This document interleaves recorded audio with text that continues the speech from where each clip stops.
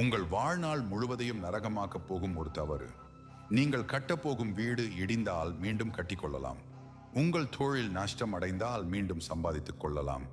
ஆனால் நீங்கள் தவறான ஒருவரை உங்கள் வாழ்க்கை துணையாக தேர்ந்தெடுத்து விட்டால் உங்கள் மீதி வாழ்நாள் முழுவதும் நீங்கள் செத்துத்தான் பிழைக்க வேண்டும். 1000 ஆண்டுகளுக்கு முன்பே ஒரு மாபெரும் சாம்ராஜ்யத்தை உருவாக்கிய ஆசான் சாணக்கியர் எச்சரிக்கிறார். உன் வாழ்க்கையை அழிப்பதற்கு உன் எதிரி வரவேண்டிய அவசியமில்லை. நீ தேர்ந்தெடுக்கும் ஒரு தவறான துணை போதும். இந்த வீடியோ உங்களை பயமுறுத்துவதற்காக அல்ல, உங்களை எச்சரித்து உங்கள் வாழ்க்கையை காப்பாற்றுவதற்காக. இன்று நாம் பார்க்க போகும் சாணக்கிய நீதியின் ரகசியங்கள் பலருடைய வாழ்க்கையில் வெளிச்சத்தை கொண்டு வந்திருக்கின்றன. நீங்கள் திருமணமானவராக இருந்தாலும் அல்லது இனிமேல் ஆகப் போகிறவராக இருந்தாலும் இதை கேட்காமல் உங்கள் வாழ்க்கையில் அடுத்த அடியை எடுத்து வைக்காதீர்கள். ஏன் இன்று இவ்வளவு விவாகரத்துகள்? ஏன் காதலிக்கும் போது இருந்த இனிமை திருமணத்திற்கு பிறகு கசப்பாக மாறுகிறது? காரணம் மிக எளிமையானது. நாம் ஒருவரை தேர்ந்தெடுக்கும் போது அவர்களின் அழகை பார்க்கிறோம், அவர்களின் வேலையை பார்க்கிறோம், அவர்களின் வருமானத்தை பார்க்கிறோம். ஆனால் எதை மறக்கிறோம் தெரியுமா? அவர்களின் குணத்தை. அழகு என்பது ஒரு சில ஆண்டுகள் மட்டுமே இருக்கும். பணம் என்பது இன்று வரும் நாளை போகும். ஆனால் குணம், அதுதான் சாகும் வரை உங்களுடன் இருக்கும். ஒரு அழகான விஷப்பாம்பை யாரும் வீட்டில் வளர்ப்பதில்லை என்கிறார் சாணக்கியர். அப்படி இருக்க அழகாக இருக்கிறார்கள் என்பதற்காக மட்டும் ஒருவரை உங்கள் வாழ்நாள் துணையாக எப்படி ஏற்க முடியும்? இன்று நாம் பேசப்போகும் இந்த 5 வகையான மனிதர்கள் உங்கள் அன்பை தகுதியற்றவர்கள். அவர்கள் யார்? வாழ்க்கை துணை என்பவள் ஒருவனுக்கு பலமாக இருக்க வேண்டும், அவனது பலவீனமாக மாறிவிடக்கூடாது என்பதுதான் சாணக்கியரின் அடிப்படை விதி. அந்த விதியின்படி யார் அந்த 5 ஆபத்தான மனிதர்கள்? அதுக்கு முன் நம்ம சேனலை சப்ஸ்கிரைப் பண்ணாதவங்க மறக்காம சப்ஸ்கிரைப் பண்ணிடுங்க. வாங்க வீடியோக்குள்ள போகலாம். விதி 1. எதுக்காக அழகானவர்களை தவிர்க்க சொல்கிறார் சாணக்கியர்? இந்த உலகத்திலேயே மிக அழகான பொய் எது தெரியுமா? அதுதான் வெளித்தோற்றம். நாம் ஒருவரை பார்த்த அடுத்த நொடியே அவர் நல்லவரா கெட்டவரா என்பதை முடிவு செய்வது கிடையாது. அவர் அழகாக இருக்கிறாரா இல்லையா என்பதை தான் பார்க்கிறோம். நம் மூளை அழகாக இருப்பவர்களை நல்லவர்கள் என்று தவறாக நம்பத் தொடங்குகிறது. இதற்கு பெயர்தான் ஹலோ எஃபெக்ட். சாணக்கியர் முன்பே எச்சரித்தார். அழகு என்பது ஒரு போதை. அந்த போதையில் நீங்கள் எடுக்கும் எந்த முடிவும் உங்கள் வாழ்க்கையை சிதைத்துவிடும். ஒரு பூவின் அழகு ஒரு நாள், ஒரு பழத்தின் அழகு ஒரு வாரம். ஆனால் ஒரு மனிதனின் வெளித்தோற்ற அழகு வெறும் சில ஆண்டுகள் மட்டுமே. அந்த சில ஆண்டுகளுக்காக உங்கள் மீதி இருக்கும் 50 ஆண்டுகளை ஏன் பணயம் வைக்கிறீர்கள்? சாணக்கிய நீதியில் ஒரு அற்புதமான ஸ்லோகம் உண்டு.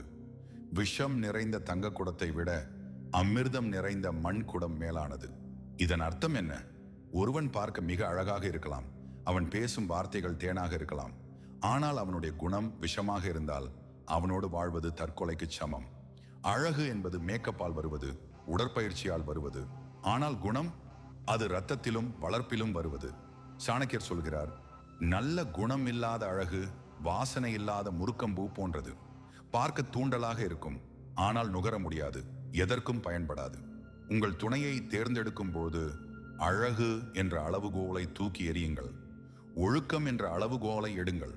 அழகுடன் வரும் மிகப்பெரிய ஆபத்து கர்வம்.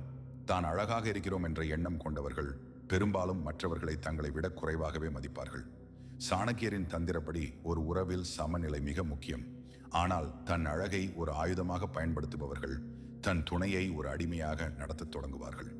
நான் நினைத்தால் உன்னை விட சிறந்த ஒருவரை அடைய முடியும் என்ற எண்ணம் அவர்கள் ஆழ்மனதில் ஓடிக்கொண்டே இருக்கும். இது எப்போது வேண்டுமானாலும் துரோகத்திற்கு வழிவகுக்கலாம். அழகான ஒருவரை துணையாக அடைவது ஒரு பெருமை என்று நீங்கள் நினைக்கலாம். ஆனால் அந்த அழகை காப்பாற்றவே நீங்கள் உங்கள் வாழ்நாள் முழுவதும் போராட வேண்டியிருக்கும். அப்போ நிம்மதி எங்கே இருக்கும்? எதை உண்மையில் பார்க்க வேண்டும்? அப்படியானால் சாணக்கியர் அழகானவர்களை திருமணம் செய்யவே கூடாது என்று சொல்கிறாரா? இல்லை. அவர் சொல்வது, அழகை மட்டுமே பார்த்து திருமணம் செய்யாதீர்கள். சாணக்கியர் ஒரு புரட்சிகரமான விதியை சொல்கிறார். குணமற்ற அழகான பெண்ணை ஆணை திருமணம் செய்வதை விட நற்குணங்கள் கொண்ட ஒரு சாதாரண தோற்றமுடையவரை திருமணம் செய்வது உங்கள் தலைமுறைக்கே நல்லது. ஏனென்றால் உங்கள் பிள்ளைகளுக்கு தேவையானது அம்மாவின் அல்லது அப்பாவின் அழகான முகம் அல்ல, அவர்களின் ஒழுக்கமான வளர்ப்பு. ஒரு சாம்ராஜ்யத்தை உருவாக்குபவன் தன் துணையின் அறிவையும் பொறுமையையும் விசுவாசத்தையும் மட்டுமே பார்க்க வேண்டும். அழகு கண்களை கவரும், ஆனால் குணம் மட்டுமே இதயத்தை கவரும். உங்கள் கண்கள் சொல்லும் பேச்சை கேட்காதீர்கள், சாணக்கியரின் அறிவை நாடுங்கள். விதி 2. உங்கள் ரகசியங்களை யாரிடம் சொல்லக்கூடாது. 1. ரகசியங்களின் வலிமை. உலகிலேயே மிகப்பெரிய ஆயுதம் எது தெரியுமா? அணு ஆயுதமோ அல்லது வாளோ அல்ல, அது ஒருவருடைய ரகசியம். சாணக்கியர் சொல்கிறார், உன்னுடைய ரகசியத்தை நீயே உன்னால் பாதுகாக்க முடியவில்லை என்றால் மற்றவர்கள் அதை பாதுகாப்பார்கள் என்று எப்படி எதிர்பார்க்கிறாய்? வாழ்க்கை துணை என்று வந்துவிட்டால் நாம் எல்லாவற்றையும் பகிர்ந்து கொள்ள வேண்டும் என்று நினைக்கிறோம். எனக்கும் அவருக்கும் இடையே எந்த ரகசியமும் இல்லை என்று சொல்வதை ஒரு பெருமையாக கருதுகிறோம். ஆனால் சாணக்கியரின் தந்திரப்படி இது ஒரு மிகப்பெரிய ஆபத்து. உங்கள் பலவீனத்தை உங்கள் துணையிடம் சொல்வது உங்கள் கையில் இருக்கும் வாளை அவரிடம் கொடுத்து உங்கள் கழுத்தில் வைக்கச் சொல்வதற்கு சமம். 2வது ரகசியங்களை ஆயுதமாக்கும் துணை. ஏன் சாணக்கியர் ரகசியங்களை பகிர வேண்டாம் என்று எச்சரிக்கிறார்? ஏன்னா மனித மனம் நிலையானதல்ல. இன்று உங்களை உயிருக்கு உயிராக காதலிக்கும் அதே நபர் நாளை ஒரு சிறிய சண்டையில் உங்கள் எதிரியாக மாறலாம். அந்த தருணத்தில் நீங்கள் அன்போடு சொன்ன உங்கள் ரகசியங்கள் அனைத்தும் உங்களுக்கு எதிரான அம்புகளாக மாறும். கோபத்தில் இருப்பவன் தன் நாவை கட்டுப்படுத்த மாட்டான் என்கிறார் சாணக்கியர். ஒரு சண்டையின் உச்சத்தில் உங்கள் பலவீனத்தை சொல்லி உங்களை ஊனமாக்கும் ஒரு துணை உங்களுக்கு தேவையா? உங்கள் கடந்த கால தவறுகளையோ அல்லது உங்கள் குடும்ப ரகசியங்களையோ யாரிடம் சொல்கிறீர்கள் என்பதில் மிகுந்த எச்சரிக்கை தேவை. வார்த்தைகள் வெளியே வந்துவிட்டால் அவை உங்கள் எஜமானன் அல்ல, நீங்கள் தான் அந்த வார்த்தைகளுக்கு அடிமை. 3வது, ரகசியத்தை காக்க தெரியாதவர்களின் அடையாளம். ஒருவர் உங்கள் ரகசியத்தை காப்பாற மாட்டாரா என்பதை எப்படி அடையாளம் காண்பது? சாணக்கியர் ஒரு எளிய வழியை சொல்கிறார். உங்கள் துணை மற்றவர்களின் ரகசியங்களை உங்களிடம் வந்து சொல்கிறாரா? அவள் வீட்டில் இப்படி நடந்ததாம், அவன் இப்படி ஒரு தப்பு செய்தானாம் என்று அடுத்தவர் வீட்டு அந்தரங்கத்தை பேசும் ஒரு நபர் உங்கள் ரகசியத்தையும் ஒரு நாள் தெருவில் பேசுவார் என்பதில் எந்த சந்தேகமும் இல்லை. புறம் பேசுபவர்களின் நாக்கு எப்போதும் அரித்துக் கொண்டே இருக்கும். அவர்களுக்கு தேவை ஒரு சுவாரஸ்யமான தகவல். அது உங்களுடையதாக இருந்தாலும் சரி, உங்கள் எதிரியுடையதாக இருந்தாலும் சரி. ரகசியங்களை பாதுகாக்க தெரியாத ஒருவருடன் வாழ்வது ஓட்டை விழுந்த படகில் கடலை கடக்க முயற்சிப்பதற்கு சமம். எப்போது வேண்டுமானாலும் மூழ்கலாம். 4வது மௌனத்தின் தந்திரம். அப்படியானால் துணையிடம் எதையுமே சொல்லக்கூடாதா? சாணக்கியர் சொல்வது, தேவையானதை சொல், தெரிந்ததை சொல்லாதே. உங்கள் துணையிடம் அன்பு காட்டுங்கள், ஆனால் உங்கள் முழு ஆளுமையையும் அவரிடம் அடகு வைக்காதீர்கள். ஒரு சிறந்த துணை என்பவள் அல்லது என்பவன் உங்கள் ரகசியத்தை கேட்டால் அதை ஒரு புதையல் போல தன் இதயத்தில் பூட்டி வைக்க வேண்டும். உங்களுக்கு ஒரு கஷ்டம் வரும்போது அதை உலகிற்கு தெரியாமல் சரி செய்ய உதவும் துணையே உண்மையான பலம். உங்கள் ரகசியத்தை உங்கள் பலவீனமாக மாற்றாமல் உங்கள் பலமாக மாற்றும் ஒருவரை தேடுங்கள். நினைவில் கொள்ளுங்கள், உங்கள் மௌனம்தான் உங்களுக்கு மிகப்பெரிய பாதுகாப்பு. ரகசியங்களை சொல்லும் முன் 1000 முறை யோசியுங்கள். ஏன்னா ஒரு முறை சொன்னால் நீங்கள் கைதியாகி விடுவீர்கள். பகுதி 3. பணத்திற்காக மட்டும் உங்களிடம் இருப்பவர்களை கண்டறிவது எப்படி? 1. பணத்தின் ஈர்ப்பு. சாணக்கியர் ஒரு கசப்பான உண்மையை கூறுகிறார். பழங்கள் இல்லாத மரத்தை பறவைகள் கைவிடும், எரிந்து முடிந்த காட்டை மிருகங்கள் கைவிடும். அதுபோலவே ஒருவனிடம் செல்வம் தீர்ந்துவிட்டால் அவனை அவனது துணையும் நண்பர்களும் கைவிடுவார்கள். இன்றைய லக்ஸரி வாழ்க்கையில் உங்களை நேசிப்பவர்கள் யார், உங்கள் பணத்தை நேசிப்பவர்கள் யார் என்பதை பிரித்து பார்ப்பது மிக கடினம். உங்கள் கையில் பணம் இருக்கும்போது உங்கள் நிழல் கூட உங்களை விட்டு பிரியாது. ஆனால் இருள் சூழும் போது நிழல் கூட துரோகம் செய்யும். பணத்திற்காக உங்களுடன் ஒட்டி கொண்டிருக்கும் ஒரு துணையை தேர்ந்தெடுப்பது உங்கள் அழிவிற்கு நீங்களே விலை பேசுவதற்கு சமம். 2வது சாணக்கியரின் வறுமை தேர்வு. ஒருவர் உங்களை உண்மையாக நேசிக்கிறாரா என்பதை அறிய சாணக்கியர் ஒரு தந்திரத்தை சொல்கிறார். மனைவியை வறுமையிலும் நண்பனை ஆபத்திலும் சோதித்துப் பார். நீங்கள் வசதியாக இருக்கும்போது உங்களுக்கு கிடைக்கும் அன்பு உண்மையானது அல்ல, அது வெறும் வசதிக்கு கிடைக்கும் மரியாதை. உங்களுக்கு ஒரு நிதி நெருக்கடி வரும்போது உங்கள் துணை எப்படி நடந்து கொள்கிறார்? பரவாயில்லை, நாம் சேர்ந்து சம்பாதிப்போம் என்று உங்கள் கையை பிடிக்கிறாரா? அல்லது உன்னால் எனக்கு என்ன பயன் என்று உங்களை குற்றப்படுத்திவிட்டு விலகிச் செல்கிறாரா? ஒரு துளி கூட வருமானம் இல்லாத நாளில் உங்களை ஒரு அரசனாகவோ அரசியாகவோ மதிக்கும் ஒரு துணையே உங்களுக்கு தேவை. பணத்தால் வாங்கப்படும் அன்பு அதிக விலை கொடுப்பவன் வந்தவுடன் உங்களை ஏலம் போட்டுவிடும். 2வது பேராசையின் அறிகுறிகள். பேராசை கொண்ட மனிதர்களை அடையாளம் காண்பது எளிது. சாணக்கியர் சொல்கிறார், பேராசை கொண்டவனை பணத்தை கொடுத்து வசப்படுத்தலாம். உங்கள் துணை எப்போதும் உங்களிடம் எதை கேட்கிறார்? உங்கள் நேரத்தையா அல்லது உங்கள் பணப்பையா? அன்பை பரிமாறிக்கொள்வதை விட விலையுயர்ந்த பரிசுகளை பெறுவதிலும் சமூக வலைத்தளங்களில் ஆடம்பரத்தை காட்டுவதிலும் மட்டுமே ஆர்வம் காட்டும் ஒரு துணை ஆபத்தானவர். அவர்களுக்கு நீங்கள் ஒரு ஏடிஎம் மெஷின் மட்டுமே. உங்கள் உழைப்பை மதிக்காத, உங்கள் சேமிப்பை திட்டமிட தெரியாத, எப்போதும் அடுத்தவன் வீட்டு செல்வத்தை பார்த்து ஏங்கும் ஒரு துணை உங்கள் சாம்ராஜ்யத்தை உருவாக்க உதவ மாட்டார். மாறாக உருவான சாம்ராஜ்யத்தையும் அழித்து விடுவார். மூன்றாவது உண்மையான செல்வம் எது? சாணக்கிய நீதியின்படி ஒரு ஆணுக்கு அல்லது பெண்ணுக்கு கிடைக்கக்கூடிய மிகப்பெரிய செல்வம் மன நிறைவு கொண்ட துணைதான். வறுமை வரும்போது கூட உங்கள் கௌரவத்தை விட்டு கொடுக்காத, உங்களை ஊக்கப்படுத்தும் ஒரு துணை அமைந்தால் நீங்கள் மீண்டும் ஒரு சாம்ராஜ்யத்தை உருவாக்க முடியும். ஆனால் பணத்திற்காக உங்களை சார்ந்திருப்பவர் உங்கள் தன்னம்பிக்கையையே சிதைத்து விடுவார். பணம் தேடும் கருவிகளாக மாறாதீர்கள், பண்புள்ள மனிதர்களை தேடுங்கள் என்கிறார் சாணக்கியர். ஒருவேளை நீங்கள் இன்று வசதியாக இருக்கலாம், ஆனால் காலம் மாறும். அந்த மாறும் காலத்தில் மாறாத அன்பு கொண்ட ஒருவரை தேர்ந்தெடுப்பதே புத்திசாலித்தனம். பணத்தை சம்பாதித்து விடலாம், ஆனால் விசுவாசமான ஒரு இதயத்தை சம்பாதிப்பது வரம். விதி 4. குடும்பத்தை பிரிக்கும் துணையை அடையாளம் காண்பது எப்படி? 1. குடும்பம் என்னும் சாம்ராஜ்யம். சாணக்கியர் ஒரு சாம்ராஜ்யத்தை உருவாக்குவதற்கு முன் ஒரு வீட்டை உருவாக்க சொல்கிறார். அவர் கூறுகிறார், எந்த வீட்டில் ஒற்றுமை இல்லையோ அங்கே லக்ஷ்மி தேவி வசிக்க மாட்டாள். ஒரு மனிதனின் மிகப்பெரிய பலம் அவனது குடும்பம்.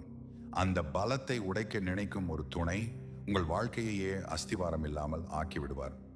அன்பு என்ற பெயரில் உங்களை உங்கள் பெற்றோரிடம் இருந்தோ உங்கள் உடன் பிறந்தவர்களிடம் இருந்தோ பிரிக்க நினைக்கும் ஒரு நபர் உங்களை ஒரு கைதியாக மாற்ற முயற்சிக்கிறார் என்று அர்த்தம். ஒரு சிறந்த துணை உங்களை உங்கள் வேர்களோடு இணைக்க வேண்டுமே தவிர வேர்களிலிருந்து உங்களை வெட்டி எறியக்கூடாது. தனித்து விடப்பட்ட மரம் ஒரு சிறிய காற்றிற்கே சாய்ந்துவிடும். ஆனால் காடாக இருக்கும் மரங்களை புயலாலும் அசைக்க முடியாது. 2. மெல்ல கொல்லும் விஷம். எப்படி ஒரு துணை குடும்பத்தை பிரிப்பார்? அது ஒரே நாளில் நடந்து விடாது.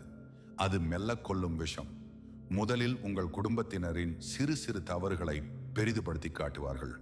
மெதுவாக உங்களை அவர்கள் மீது கோபப்பட வைப்பார்கள். உன் அம்மா உன்னை மதிக்கவில்லை, உன் தம்பி உன்னை ஏமாற்றுகிறான் என்று உங்கள் மனதில் சந்தேக விதைகளை தூவுவார்கள். சாணக்கியர் எச்சரிக்கிறார், பிளவு ஏற்படுத்துபவன் எப்போதும் உன் பலவீனத்தை தாக்குவான். உங்களை உங்கள் பாசக்கட்டுகளில் இருந்து விடுவிப்பதாக கூறி உங்களை அவர்களுக்கு அடிமையாக்குவதுதான் இவர்களின் தந்திரம்.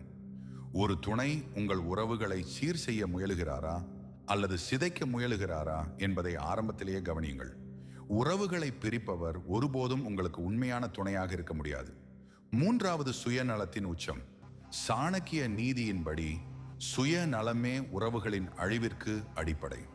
தன் சுகத்திற்காக மட்டும் வாழும் ஒரு துணை உங்கள் குடும்பத்தின் தேவைகளையும் உணர்வுகளையும் மதிக்க மாட்டார்.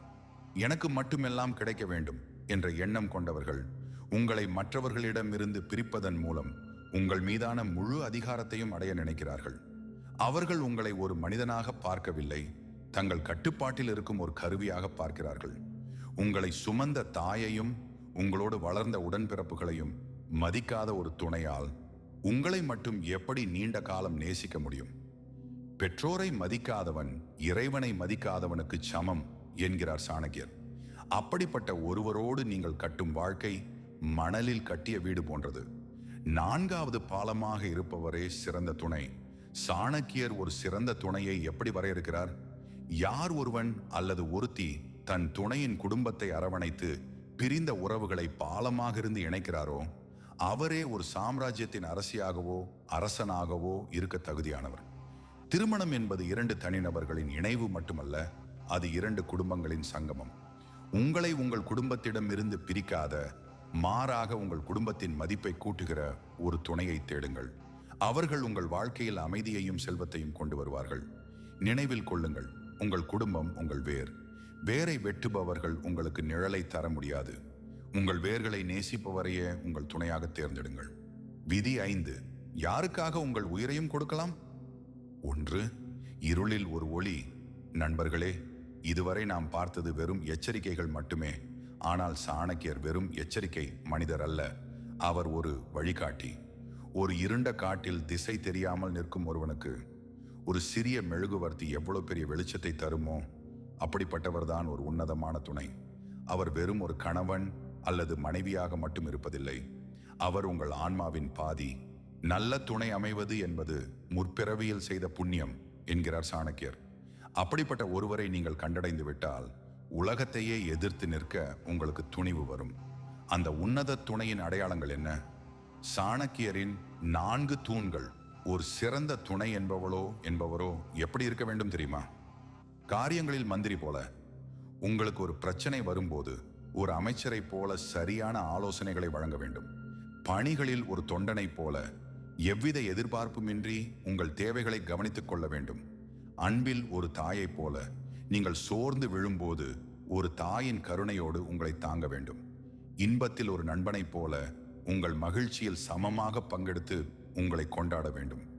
இந்த 4 குணங்களும் அமைந்த ஒரு துணை உங்களுக்கு கிடைத்தால் அவர்களை பாதுகாக்க உங்கள் உயிரையே பணயம் வைக்கலாம். அவர்கள் உங்கள் வாழ்க்கையின் நிழல் அல்ல, உங்கள் வாழ்க்கையின் பலம். 2வது, விசுவாசத்தின் உச்சம். விசுவாசம் இது கடையில் விற்கும் பொருள் அல்ல, இது இதயத்தின் ஆழத்தில் இருந்து வருவது. சாணக்கியர் கூறுகிறார், எந்த துணை தன் கணவன் அல்லது மனைவியின் வீழ்ச்சியை கண்டு விலகாமல் அவர்களோடு சேர்ந்து அந்த வீழ்ச்சியை வெற்றியாக மாற்ற போராடுகிறாரோ அவரே தெய்வம்.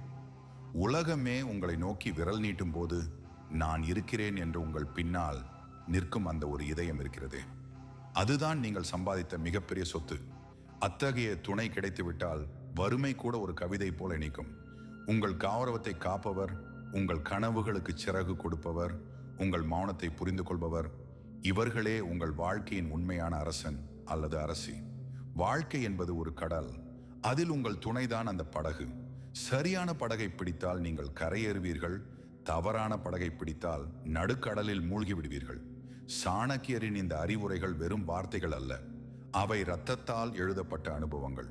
இன்றே உங்கள் துணையை அல்லது நீங்கள் தேடப்போகும் துணையை சாணக்கியரின் இந்த அளவுகோல்களால் அளந்து பாருங்கள்.